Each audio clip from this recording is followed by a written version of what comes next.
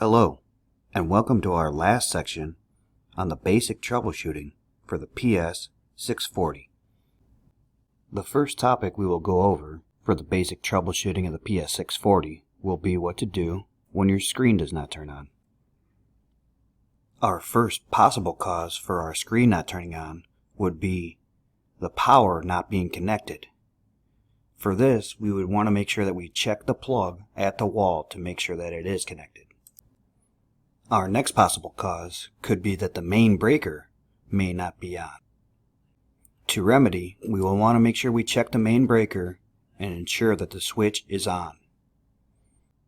While we are in that circuit breaker panel, we will want to make sure that the control circuit breaker has not been tripped, and if it has been tripped, we will want to reset it.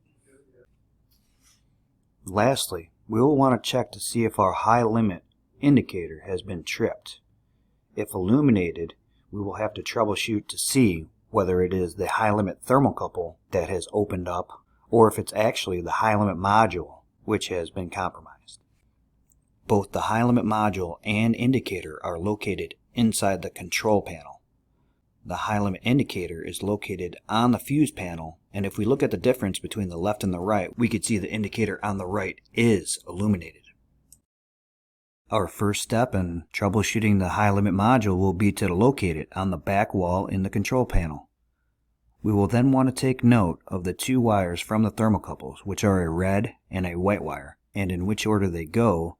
That way later on we can put them back in the correct order. We will then want to remove the thermocouple wires and make ourselves a 6-inch jumper wire, which we will put on the terminals which the thermocouple wires came off of. How it works is the thermocouple, once it reaches 650 degrees Fahrenheit, will open up, triggering the high limit module to shut off everything power related to the oven. By us putting the jumper wire across the terminals where the thermocouple was, we are closing the circuit and seeing if our thermocouple was the issue or if the high limit module itself was the problem. The next troubleshooting problem that we will go over is when the oven is not heating. Our first possible cause for the oven not heating is that the oven is not turned on. We will want to toggle the oven to the on position, which can be done from the bottom middle on-off switch on the touchscreen. The next possible reason that our oven is not heating could be that the main gas valve has been turned off. We will want to check to make sure that the valve is in line with the gas pipe that is going to the oven, as opposed to perpendicular where the gas valve is actually turned off. The next possible cause for our oven not heating could be an ignition lockout. This could happen if you do not have the proper gas pressure at the manifold and for the cutoff, or if you do not have a proper flame current. While we went over the gas valve and how to adjust it in the heating system module, we will now concentrate on how to look for the flame current. The flame current can be measured from the ignition module. The ignition module will be located in your gas compartment on the wall towards the bottom of the compartment. The ignition module has two ports labeled FC plus and FC minus for flame current positive and flame current negative. By attaching alligator clips to these ports, you can measure your flame current when spark has occurred. In order for your flame to be rectified, your flame current must be above 2 microamps. If your flame current is at or below 2 microamps, then you can try to clean your flame sensor, but ultimately it may have to be replaced. Lastly, no spark from the spark electrode could be a reason why your oven is not heating. This could be due to the same igniter assembly, which has both a spark electrode and flame sensor built into one, being dirty. Again, it may be clean, but ultimately it may have to be replaced. Other reasons that you may not be getting spark from your pilot could be that you do not have 24 volts coming to your ignition module. You can check the ignition module transformer located to the right of the ignition module to make sure that you have line voltage coming to the transformer and 24 volts AC leaving the transformer. If you have line voltage going to the transformer, but do not have the 24 volts leaving the transformer, you may have a bad circuit breaker that is located on the transformer, or the transformer itself may have been compromised. If you do have 24 volts leaving the transformer, but do not see 24 volts at the ignition module, at the TH and ground ports, then you may have another problem, which could be a main blower error. We will cover that on the next slide. The next topic we will cover on the PS640 troubleshooting is a main blower error. The first possible cause for a main blower error could be the inverter not getting power. In this case, we would want to check to ensure that we are getting line voltage to both of the 15 amp breakers and then line voltage coming away from both of the 15 amp breakers. If we establish that we have line voltage going to the circuit breakers but not away from the circuit breakers, we can try to push button reset them. If after we reset the breakers we still see that we do not get voltage out of them, then we have at least one bad breaker, and we can do a continuity check to see which one needs to be replaced. Once we have the inverter powered up, we can check the bottom U, V, and W wires, which are the power wires going from the inverter to the motor. These U, V, and W wires are a great place to check for an amp draw on the main blower motor. The usual amp draw on the main blower motor should be about 3 amps. Anything above 6 amps, and we know that something is dragging down the motor. This could be an internal bearing in the motor, or it could be one of the two bearings that are attached to the blower shaft. We can check to see if it's the internal bearing in the motor by removing the belt from the motor pulley and then see if the motor shaft will spin freely. If it spins freely, then more than likely you have a problem with the other two bearings on the blower wheel shaft. But if the motor does not spin freely, then more than likely you have a problem with the internal bearing in the motor.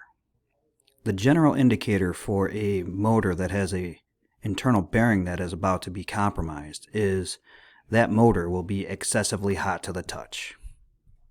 If we take a reading of the amp draw and it's within our normal range, but we do not feel any airflow inside the oven and we are getting that main blower error, we want to check to make sure that that belt is connected and that it is driving the two blower fans.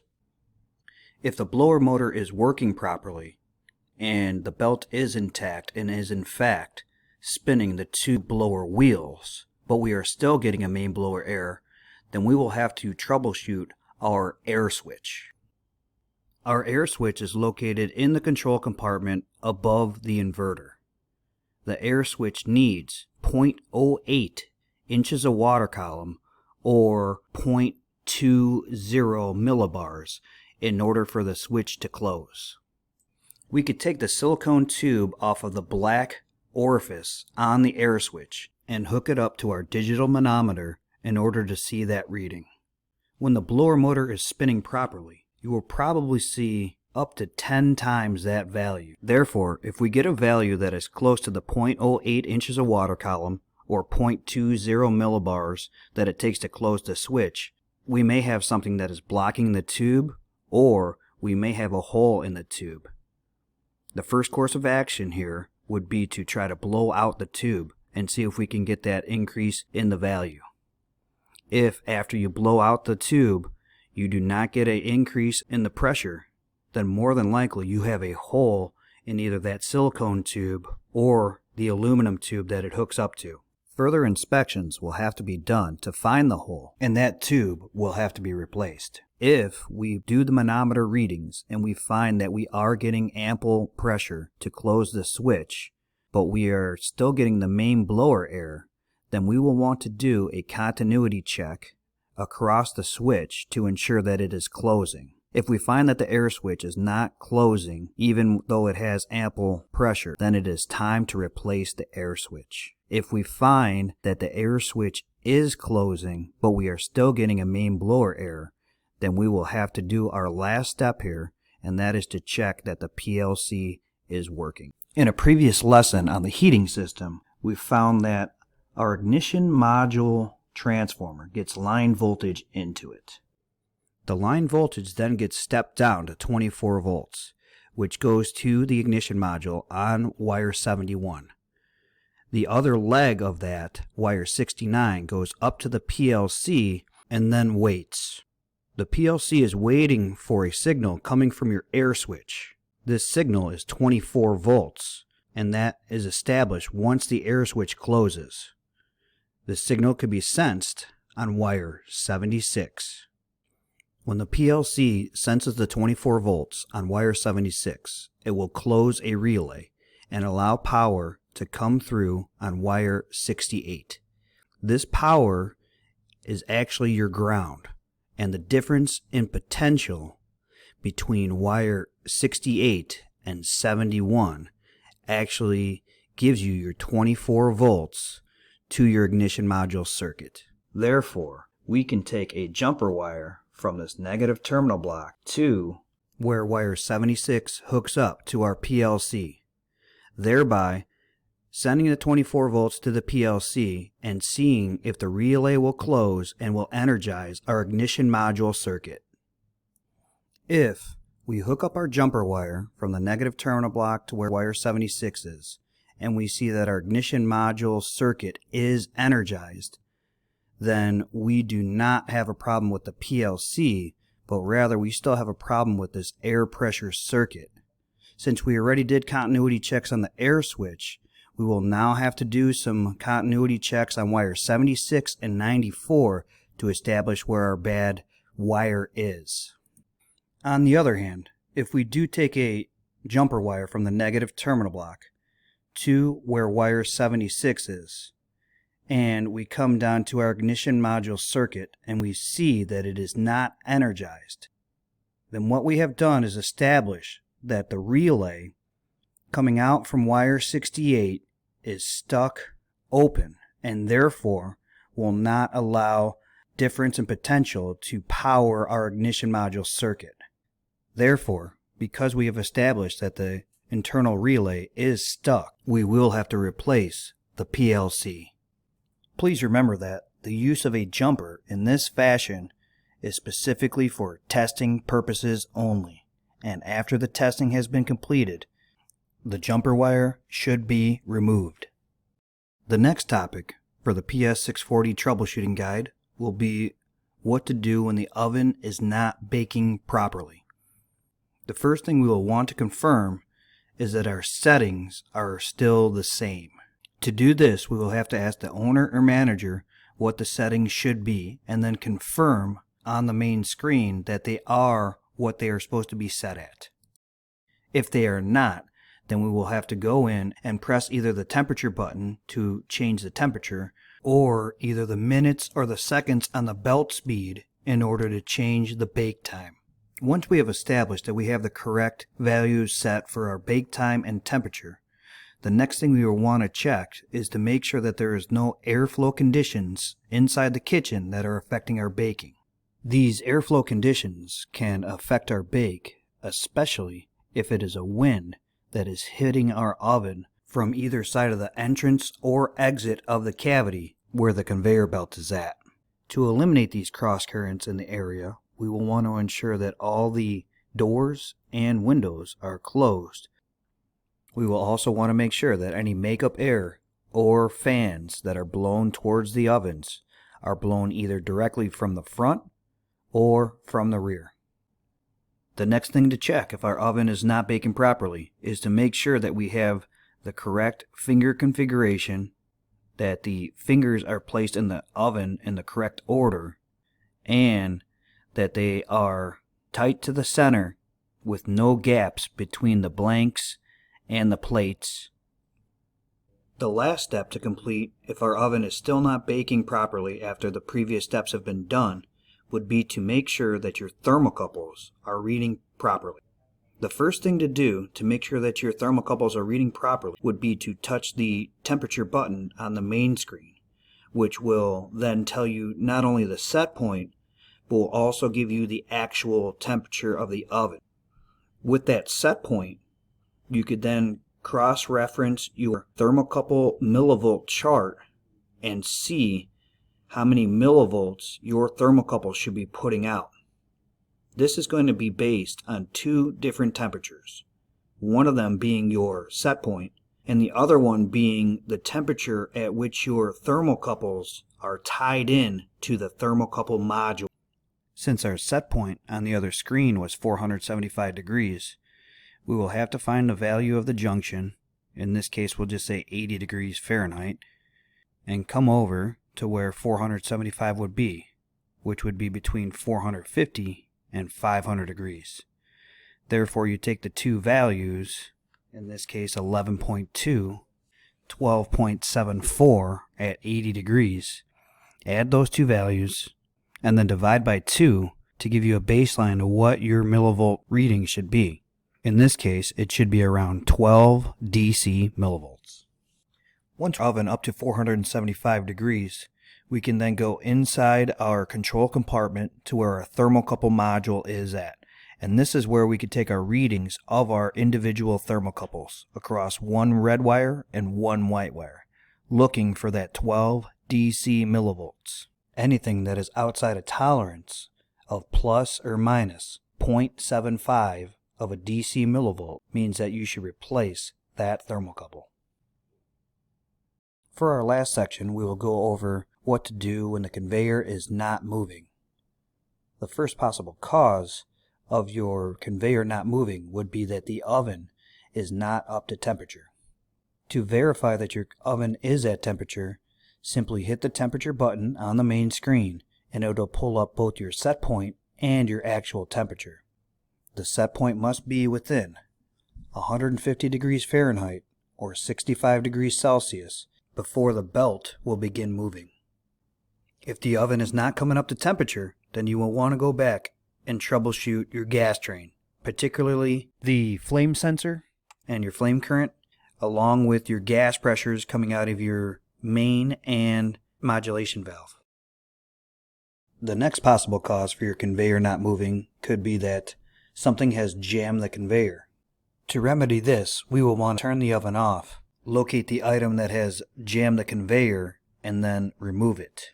This could be something external like a kitchen utensil or the conveyor belt itself that has a broken link. Another possible cause that is directly related to something being jammed in the conveyor could be that your circuit breaker for the conveyor system has been tripped. Again, we will want to turn off the oven, check for the jam, and then also reset the conveyor system's circuit breaker. Here we also have another example of something that can jam the conveyor. In this instance, something plastic went through the oven and melted, and then once it solidified on the other side, caused a conveyor jam. Another possible cause for our conveyor not moving could be that the chain is loose from the sprocket.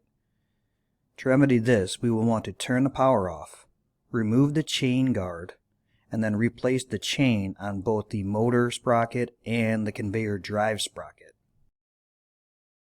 While we have the chain guard off, we will also want to check to make sure that our set screws for both the sprockets and the shaft adapter on the motor are tightened. And then we will also want to make sure that our set screw is tightened on our conveyor drive shaft sprocket. The last possible cause for our conveyor not moving could be that we have no voltage going to the speed control board. To check this, we are going to want to check for power at the speed control board. This could be 24 volts DC for the new style motor, or for the original style motors, this could be 208 volts AC. If we do not have a voltage at the speed control board, we will want to go back to the ice cube relay which controls that speed control board. The first thing we will want to check for is to make sure that we are getting our 24 volts DC coil voltage. That coil voltage is coming from wire 53, which comes from your negative terminal block on the right, and wire 64, which is actually coming from your PLC.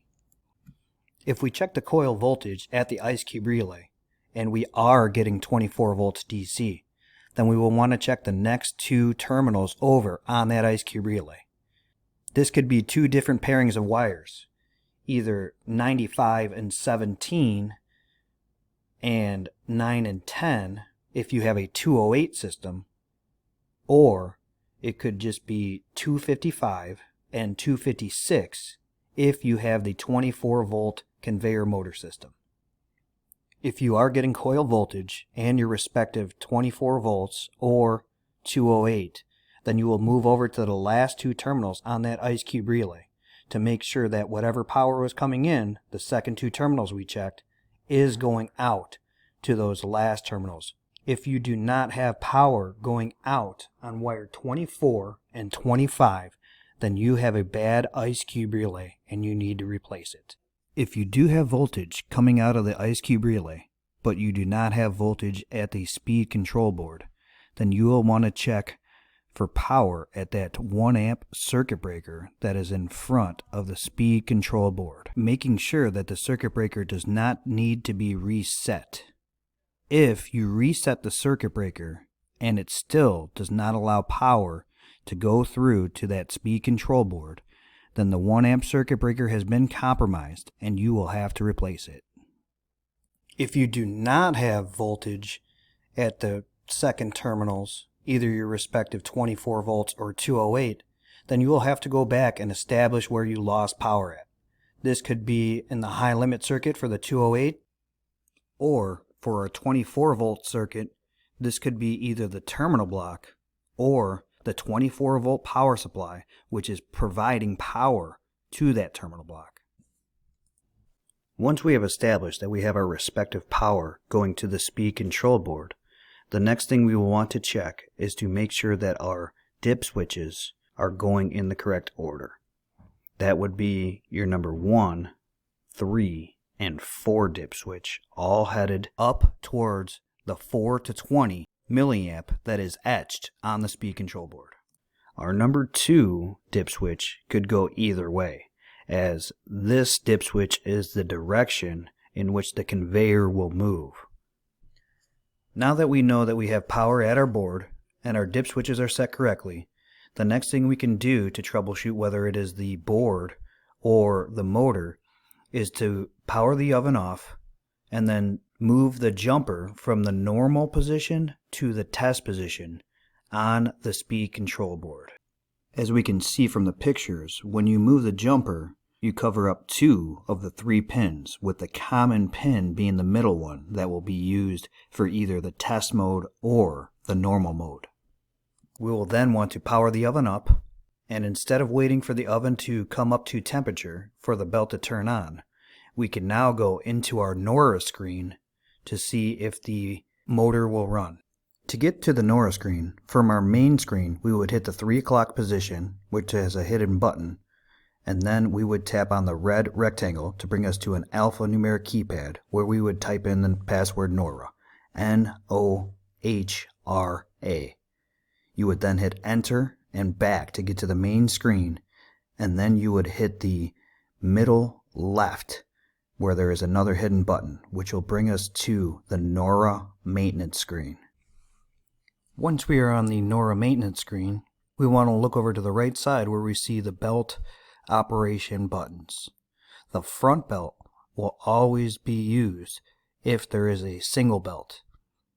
The front belt will also be used if there is a split belt and pertains to the belt that is closest to the front of the oven. Here we will want to hit the low button and then hit belt on for the front belt. Hitting these buttons will illuminate them green. We should now be able to see that there is a number coming up from the encoder, which shows us that the speed control board is working and is receiving a signal coming back from the motor. If we do not see an encoder reading here, then it simply means that our speed control board is bad and will have to be replaced. The reading on the encoder should be about 260, whether it is in low or high speed when you have the jumper in the test mode.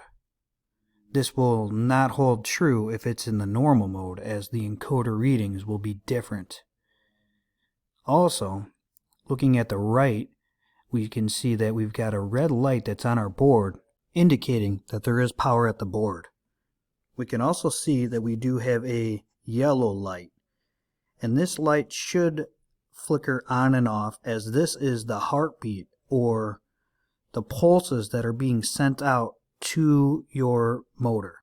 We also see that there is a green light, and our green light is our tachometer light. When the motor is spinning at the correct speed, the green light will blink.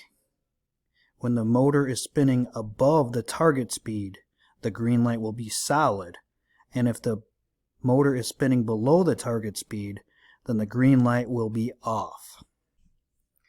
If we have the jumper in the test position and we see that the encoder is around the 260, but we are not getting a motor to spin, then it is verified that we have a bad motor and we will have to replace the motor. Now that we have verified that the speed control board works when the jumper is in the test position, the next thing we will want to do is to kill power to the oven and then move the jumper from the test position back to the normal position.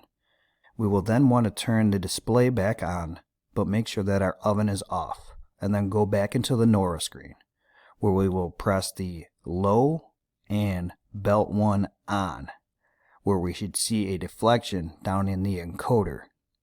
The encoder should read around 30 in the low speed, and if we put it into the high speed, then the encoder should read around 380. If we find when we have the oven in low or high speed that we get a 0 for our encoder, then that means that we have something going on either with the milliamp output module, the wiring going to the controller, or possibly our PLC, and that will have to be troubleshot. This concludes our section on basic troubleshooting for the PS640.